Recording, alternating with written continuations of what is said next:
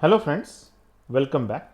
Today in this video for the subject Basic Thermodynamics, Introduction to Fuels and Combustion, we are going to discuss calculation of minimum air requirement per kg of fuel. Now let us consider 1 kg of fuel, that is, if you consider that 1 kg of a fuel, x1 kg of carbon is present, x2 kgs of hydrogen is present, x3 kgs of sulfur is present, and x kgs of oxygen is present in the fuel. So if this is the composition, we can say, so the amount of oxygen required for complete combustion can be calculated using the equations 1, 2 and 3. So let us see what those equations are. So 1 kg of carbon requires 8.3 kgs of oxygen to burn. So this is the that is on molecular weight basis. So x1 kg of carbon will require 8 upon 3 multiplied by x1 kgs of oxygen. So that will be the requirement of oxygen. So this term you can see.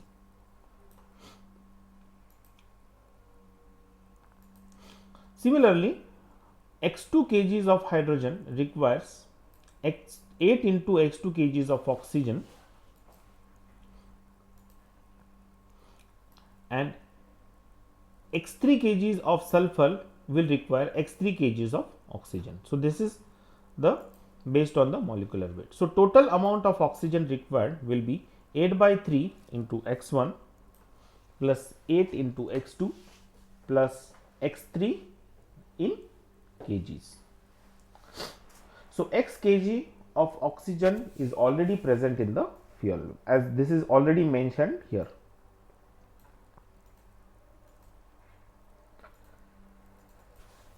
So minimum oxygen required for complete combustion of fuel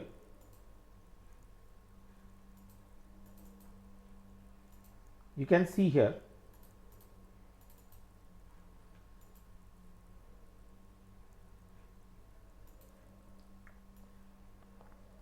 That is 8 by 3 x1 plus 8 into x2 plus x3 minus x. Now what is this minus x? Why we want to subtract this s? Because this is the oxygen present in the fuel already. So working out, you can clearly see, as air contains 23% of oxygen by mass, minimum air required per kg of fuel is, so it is given by this formula. So mass of air is equal to 100 upon 23 into bracket 8 by 3 x1 plus 8 into bracket x2 minus x upon 8 bracket complete plus x3.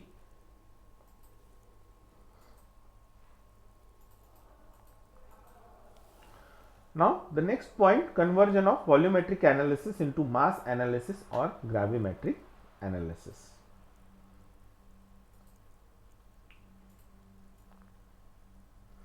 So how we can do that? Multiply the percentage volume of each component by their respective molecular masses. It gives the proportionate mass of each constituent in flue gases.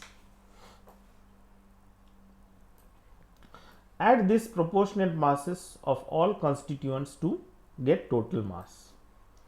Divide the mass of each constituent by total mass and express it as the percentage. This gives the mass analysis of the gas. Now let us see what is calorific value of fuel. The amount of heat energy produced by combustion of unit mass or volume of fuel is called as the calorific value. For the solid and liquid fuels, the unit mass is considered and unit of calorific value will be kilojoules per kg. For gaseous fuel, unit volume is considered under NTP and the unit of calorific value will be kilojoules per meter cube. Most of the fuel contains hydrogen. So during combustion process, H2 combines with oxygen and forms steam. So that is water vapor. If this water vapor is condensed at constant temperature, large amount of heat is released.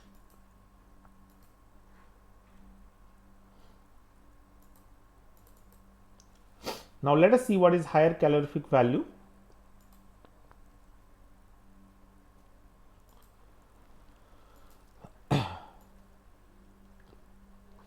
The higher calorific value is defined as the total heat liberated by combustion of unit mass of fuel when the water vapor formed by the combustion is completely condensed at constant temperature, releasing its latent heat. Lower calorific value.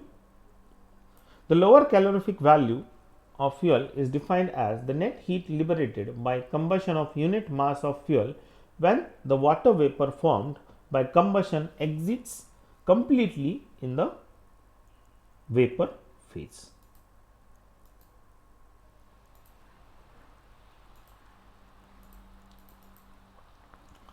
Now, these are the formulas for lower calorific value. You can see here.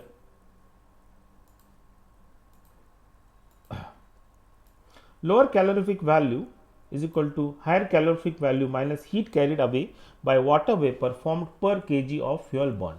So, that is HCV minus MW into HFG. So, again MW is the mass of water vapor formed per kg of fuel burn, and HFG is the latent heat of vaporization at partial pressure of water vapor in combustion products, that is 2395 kilojoules per kg. So, higher calorific value of fuel is given by, that is HCV is equal to 1 upon 100 into bracket 35,000, that is again carbon, plus 1,43,000 into H minus oxygen upon 8 bracket complete plus 9160 sulfur. So, this is the standard formula to find out the higher calorific value. So, lower calorific value, again this can, where carbon, hydrogen, oxygen, sulfur are percentage of carbons, hydrogen, oxygen, sulfur respectively. So, it can be given as LCV is equal to HCV minus 9 upon 100 into H multiplied by 2460. Now, combustion of fuel. So, we will see some basics of combustion of fuel. Now, you can see in this diagram, CO plus O2 gives CO2. So, 12 molecular weight plus 32, for oxygen it will give 44. So, if you divide by 12, this will be simplified in this way. Similarly, you can see C plus O2 gives twice CO. Again this twice CO plus O2 gives twice CO2. Twice O2, twice H2 plus O2 gives twice H2O, and S, that is sulfur plus O2 gives SO2.